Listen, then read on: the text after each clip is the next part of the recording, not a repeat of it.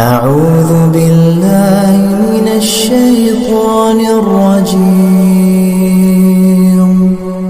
بسم الله الرحمن الرحيم. هل أتاك حديث الغاشية؟ وجوه يومئذ خاشعة عاملة ناصبة تصلى نارا حامية تسقى من عين آنية ليس لهم طعام إلا من ضريع لا يسمن ولا يغني من جوع.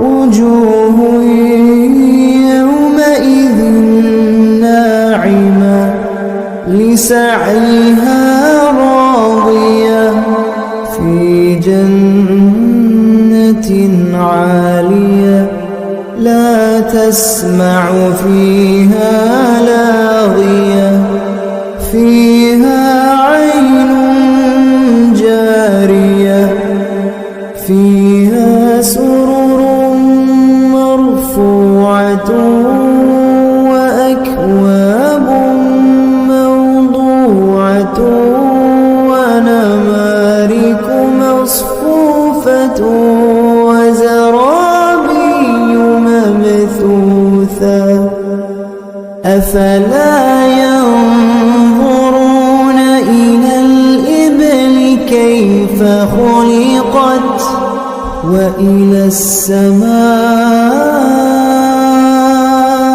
كيف رفعت وإلى الجبال كيف نصبت وإلى الأرض كيف سطحت فذكر إنما أنت مذكر لست عليهم بمسيطر إلا من تولى وكفر فيعذبه الله العذاب الأكبر. إن إلينا إيابهم إن إلينا إيابهم إن إلينا